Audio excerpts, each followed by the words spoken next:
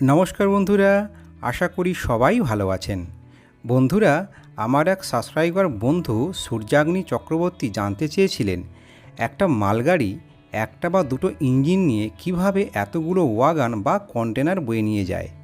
এই বড় বড় কন্টেনারগুলো একতলা বা দোতলা বাড়ির সমান, এগুলো ছিটকে পড়ে যায় না কেন? তিনি আরও জানতে চেয়েছেন যে যদি আমরা বাড়িতে খেলনা ট্রেন তৈরি করে সেখানে 10 থেকে 12টা বগি তৈরি করি এবং তার উপরে মাল চাপাই, তাহলে এই 10টা 12টা বগি ওই ট্রেন টানতে পারে না, পড়ে যায়। তাহলে একটা মালগাড়ি কিভাবে এতগুলো বগিসহ এত মাল বয়ে নিয়ে যায়? বগিগুলো লাইনচ্যুত কেন হয় না?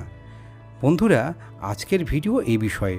যদি এই ভিডিও আপনাদের ভালো লাগে তাহলে ভিডিওটিকে একটা লাইক করবেন, আর এরকম ভিডিও দেখতে চাইলে চ্যানেলটিকে প্লিজ সাবস্ক্রাইব করবেন। তাহলে চলুন আজকের ভিডিও শুরু করা যাক।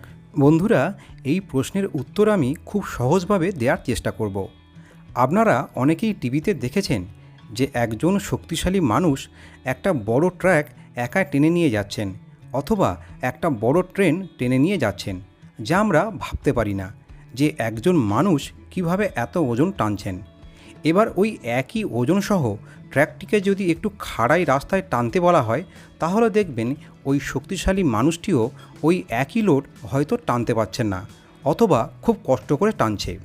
তাহলে এক্ষেত্রে সবচেয়ে গুরুত্বপূর্ণ হলো ওই লোকটির ক্ষমতা আর রাস্তার ঢাল। এবার ওই একই লোডসহ ট্রাকটিকে বালিপূর্ণ রাস্তায় যদি টানতে বলা হয়, তাহলে তিনি টানতে পারবেন না।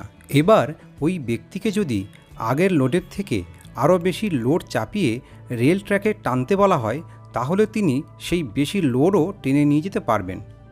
বন্ধুরা, স্টিলের তৈরি রেলপথে ট্রেন চলে এবং ট্রেনের চাকাও স্টিলের তৈরি। ট্রেনের ক্ষেত্রে ইস্পাত থেকে ইস্পাতের মধ্যে যে ঘর্ষণ ও প্রতিরোধের সৃষ্টি হয়, তা সড়কপথে ট্রাক চালানোর ক্ষেত্রে অনেক কম। ওই ব্যক্তি যখন বালির উপর দিয়ে ট্রাক টানছিলেন, তখন সেখানে অনেক বেশি ঘর্ষণ ও প্রতিরোধের সম্মুখীন হন, সেজন্য তিনি টানতে পারেননি।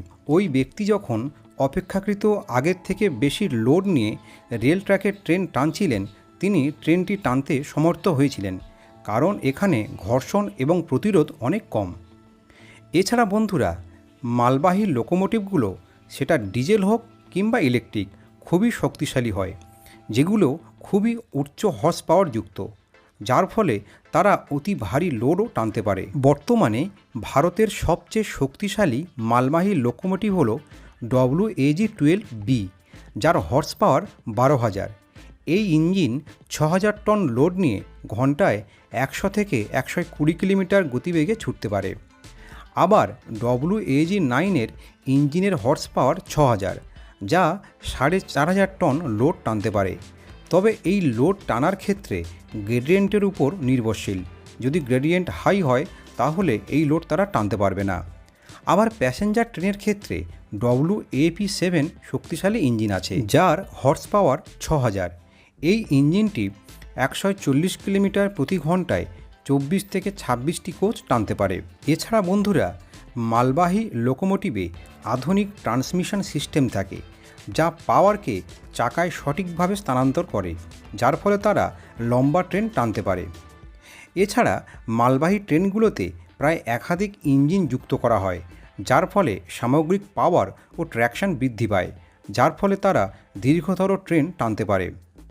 মালগাড়িতে যত লোড চাপানো হয়, সেই লোডগুলোকে প্রায় প্রতিটি ওয়াগানে সমানভাবে বিতরণ করা হয়, ফলে প্রতিটা বগিতে সমান লোড পড়ে। এই লোড টানতে অসুবিধা হয় না। এবার বন্ধুরা, একটা মালগাড়িতে যে এতগুলো ওয়াগান থাকে, সেগুলো কেন বিচ্ছিন্ন হয়ে যায় না? এর কারণ হলো শক্তিশালী কাপলিং। ওয়াগানগুলো শক্তিশালী কাপলিং দ্বারা যুক্ত থাকে, যা লোডের ওজন এবং চাপ দুটোই সহ্য করতে পারে। বন্ধুরা, ভারতীয় রেলওয়েতে উন্নত অবকাঠামো আছে, যেখানে শক্তিশালী ট্র্যাক এবং ব্রিজ ভারী লোডের জন্য আপগ্রেড করা হয়েছে। গড়ে ভারতের একটি মালবাহী লোকোমোটিভ 50 থেকে 60টি ওয়াগান টানতে পারে। কিছু কিছু ট্রেন আবার 100টির বেশি ওয়াগান বা তার থেকে বেশি টানতে পারে। বন্ধুরা, একটি লোকোমোটিভ কতগুলো ওয়াগান টানতে পারবে তা নির্ভর করে লোকোটির শক্তি, ওয়াগানের ওজন, মালবহনের ভর এবং ট্র্যাকের গ্রেডিয়েন্টের উপর। বন্ধুরা, আশা করি আপনারা বুঝতে পেরেছেন একটি মালগাড়ি ট্রেন এত লোড কিভাবে টানতে পারে। যদি ভিডিওটি আমাদের ভালো লাগে তাহলে ভিডিওটিকে একটা লাইক করবেন, আর এরকম ভিডিও দেখতে চাইলে চ্যানেলটিকে প্লিজ সাবস্ক্রাইব করবেন। ধন্যবাদ।